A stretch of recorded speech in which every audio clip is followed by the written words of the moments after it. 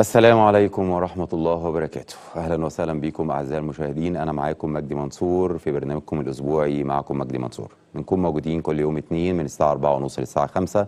بنتكلم عن مناطق الاستثمار في غرب القاهرة، مناطق الحزام الأخضر والشيخ زايد الجديدة وكومباوند وادي النيل والوادي الأخضر وأرض الثورة الخضراء وحي أب تاون وأكتوبر الجديدة وحدائق أكتوبر. شعارنا معاكم نساعد في بناء المستقبل، بننقل لحضراتكم التطورات في كل المناطق العقارية اللي بنتكلم فيها، لكن زي كل مرة وقبل ما بنبدأ بننقل التحية لشهداء فلسطين. بننقل التحية ل 5000 طفل، 5000 طفل توفوا، 5000 طفل كانوا هيبنوا بيت وللأسف الاحتلال قتلهم. باسمي وباسم شعب مصر بالكامل بنقل الحزن لشعب فلسطين. ما عندناش حاجة نقولها غير حسبنا الله ونعم الوكيل. إن شاء الله النهاردة هيكون معانا حلقة قوية جدا جدا جدا. هنتكلم عن آخر مناطق الشيخ زايد القديمة، منطقة الثورة الخضراء، وهننقل باستفاضة إيه آخر تطورات المنطقة، وبإذن الله ننقل لحضراتكم كل اللي أنتم محتاجين تعرفوه. خلونا نطلع فاصل ونرجع نبدأ حلقتنا إن شاء الله. اهلا بكم اعزائي المشاهدين مره ثانيه. النهارده ان شاء الله هنتكلم عن منطقه تعتبر من اقوى واميز الاماكن الاستثماريه الجديده في منطقه الشيخ زايد، وهي منطقه الثوره الخضراء.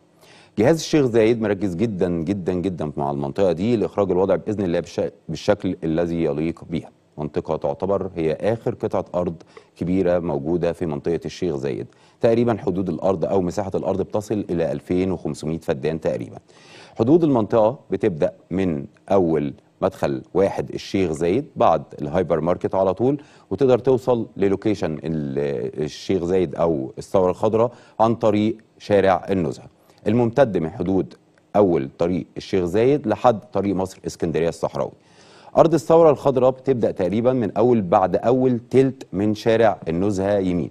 يعني لو بصينا مع بعض على الخريطه عشان نشرح موقع المنطقه بالظبط، هنلاقي نفسنا لو جايين من على محور 26 يوليو وصلنا للهايبر ماركت، هنقدر ندخل يمين من على محور 26 يوليو زي ما قلنا شارع النزهه. بتلاقي سيادتك بتمشي اول تلت بالظبط بيعدي معاك من اللوكيشن، وبعد كده بتلاقي منطقه الثوره الخضراء على يمين سيادتك طول ما انت ماشي. تنتهي الارض عند حدود النادي الاهلي وطريق مصر اسكندريه الصحراوي.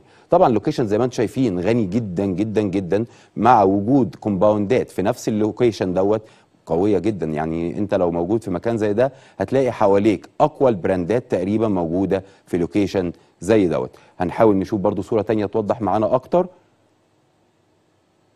هنا لو على الماب حضرتك فتحت الماب بتاعتك ودخلت من على طريق محور 26 يوليو وبصيت، هتلاقي عندك منطقه الثوره الخضراء بتقع في النص بالظبط او على حدود الشيخ زايد مع طريق مصر اسكندريه الصحراوي، واللي بيربط في الظهر على طول معاك طريق مصر اسكندريه الصحراوي اللي هيبقى بعد كده مفتوح على منطقه الثوره الخضراء. بالتالي انت بتتكلم في لوكيشن غني جدا جدا جدا، تقدر توصل له باسهل الطرق. وزي ما انتم شايفين انت عندك هنا مول عرب، جامعه مصر، مزار مول، كل الاماكن المطلوب ان انت تقدر تربط معاك اللوكيشن انت موجود بالقرب منها. ده بالنسبه للوكيشن. بشكل تاني برضو ممكن نشوف صوره ثالثه.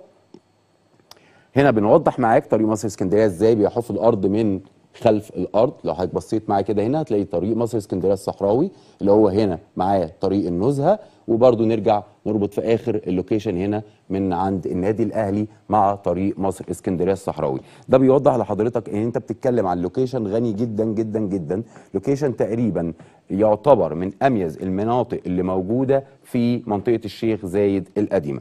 طيب نسبه المباني في اللوكيشن زي دوت بتصل ل 25%، وبالتالي حضرتك هتلاقي معاك حوالي 75% عباره عن مساحات خضراء وخدمات. بينقسم المكان لاكثر من نموذج في البنى. يعني انا عندي تقريبا حوالي 3 أو 4 نماذج. النموذج الاول وهو نموذج الف. نموذج الف ده بيبدا من شارع واحد معاك لحد شارع 4.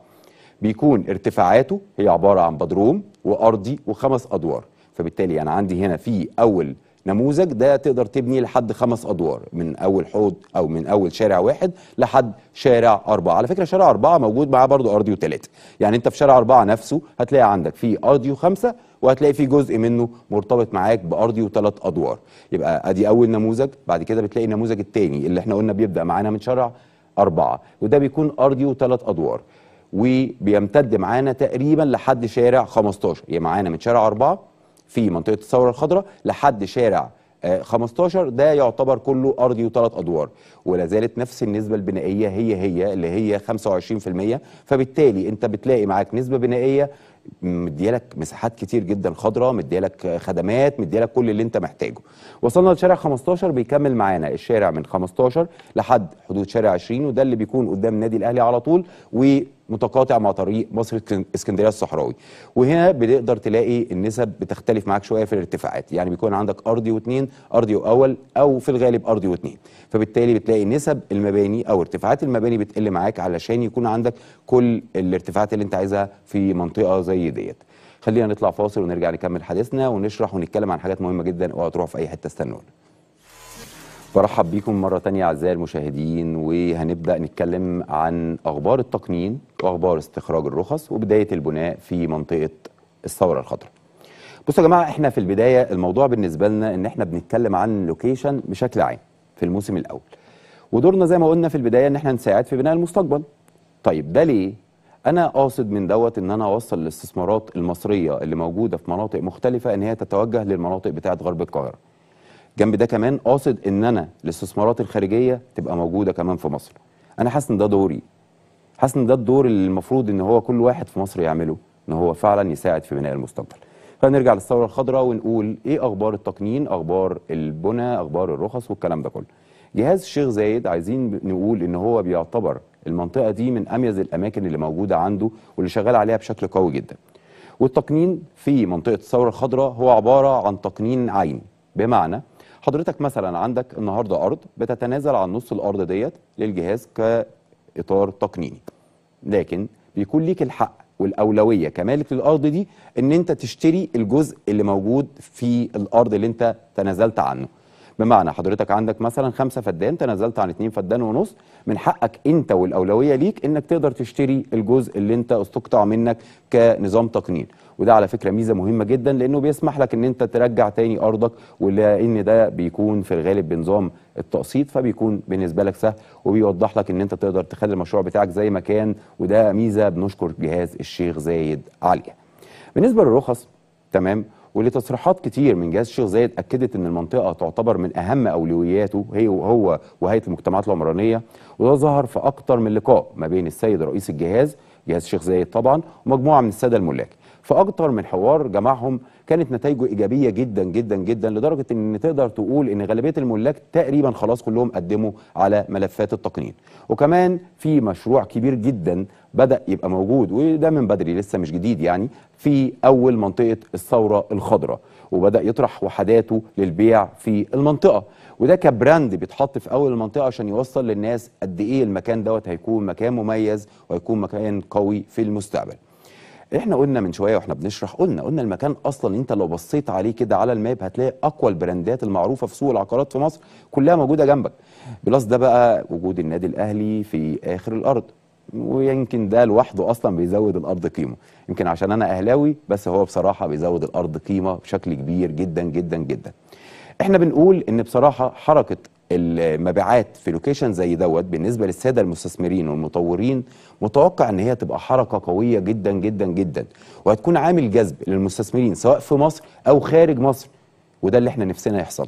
نفسنا ان كل المستثمرين يتوجهوا للمناطق ديت، نفسنا مستثمرين من كل حته في العالم تتوجه ان هي تستثمر عندنا في مصر وفي مناطق زي مناطق غرب القاهره اللي احنا شغالين عليها. طيب الثوره الخضراء احنا قلنا النهارده ان هي منطقه جاذبه جدا جدا جدا للاستثمارات. خلاص دخل التقنين، خلاص في رخص، خلاص هنبدا مباني، خلاص المكان بدا يبقى واضح لكل الناس.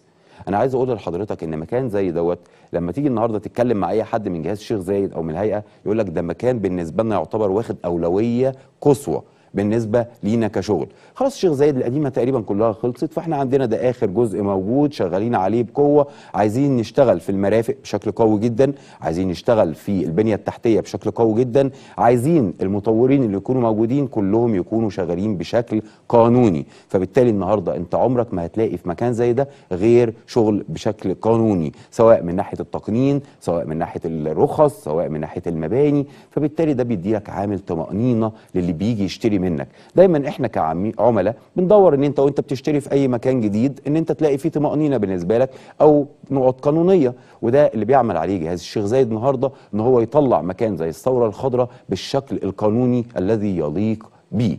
عايز اقول لك كمان ان انت النهارده لما تلاقي لوكيشن تقدر توصل له في اسرع وقت وحواليه مباني وسكن، فانت بتتكلم عن لوكيشن هو غني. يعني مش عايز انت حاجه اكتر من كده، خدماتك كلها حواليك، مولات تجاريه، مدارس، نوادي، فانت تقريبا بتشتري في مكان كل اللي متبقي ان انت تستلم وحدتك وتبدا تسكن فيها على طول. احنا متوقعين ان منطقه الثوره الخضراء هتبدا ان شاء الله تضم مجموعه من اكبر المطورين اللي موجودين في السوق المصري والغير مصري ان شاء الله، وساعتها احنا هنحس ان دورنا فعلا في بناء المستقبل قدرنا نقدمه بشكل قوي. احنا بنتكلم عن منطقة ان شاء الله بإذن الله ممكن يكون لينا زيارات فيها في الفترة الجاية، وننزل وننقل لحضراتكم التطورات اللي هتكون موجودة فيها، والمطورين اللي هيبدأوا يخشوا مع المطورين اللي دخلوا بالفعل في المنطقة وهيبدأوا البناء في المنطقة. عايزين كل حتة في مصر يكون فيها تنمية، عايزين كل حتة في مصر يكون فيها شغل، عايزين كل واحد في مصر يقدم دوره. وانا زي ما قلت من شويه انا حاسس ان ده دوري في بناء المستقبل. انا زمان لما كنت بنزل بالكاميرا واصور في المواقع ديت بالموبايل كنت حاسس ان ده حاجه كبيره جدا، لما كنت بلاقي مطور واثنين وثلاثه يخشوا في اي منطقه احنا نزلنا وصورنا فيها، الفرحه اللي كنت بحسها انت لا تتخيلها. النهارده الحمد لله رب العالمين انا موجود قدامك في التلفزيون وبكمل دوري في بناء المستقبل علشان اوضح لحضرتك هنا في مصر في مناطق استثماريه قويه، هنا في مصر تقدر تبني، هنا في مصر تقدر تستثمر، هنا في مصر كل اللي انت محتاجه هتلاقيه. ان شاء الله الحلقه الجايه باذن الله هيكون عندنا حلقه قويه جدا جدا جدا، وباذن الله في كل حلقه هتلاقوا حاجه جديده بتتكلم عن مناطق الاستثمارات زي ما قلنا، سواء في الحزام الاخضر او الثوره الخضراء او وادي النيل او اب تاون او اي منطقه من المناطق ديت. صدقوني في شغل كتير جدا بيتعمل على ارض الواقع. صدقوني لو قعدنا نشكر في الاجهزه سواء جهاز اكتوبر او جهاز الشيخ زايد بجد مش هنبطل. واكتوبر الجديده طبعا ما نقدرش ننساه، وزايد الجديده نفس الموضوع، وجهاز سفنكس الجديده. الناس دي شغاله على قدم وساق. لو نزلنا ونقلنا لحضراتكم قد ايه المرافق شغالين فيها بشكل قوي عشان تبدا عجله البنى والسكن تشتغل في منطقه زي دي، انتوا مش هتصدقوا. انا كل يوم بنزل بلاقي شغل جديد حصل في المنطقه، كل يوم بنزل المنطقه بلاقي فيه تطورات. ده نجاح. احنا تقريبا لو جينا نفكر في دوله هي على كل حدودها زي ما احنا عارفين حروب زينا، يمين سودان، شمال فلسطين، ليبيا، هنبص في النص ونلاقي ان احنا بنبني في وسط كل الكلام ده. ده نجاح. هنبص في النص ونلاقي ان في وسط كل المحاط بينا ده ان احنا بالفعل بننجح في ان احنا نطور من نفسنا وفعلا نبني المستقبل. ده نجاح.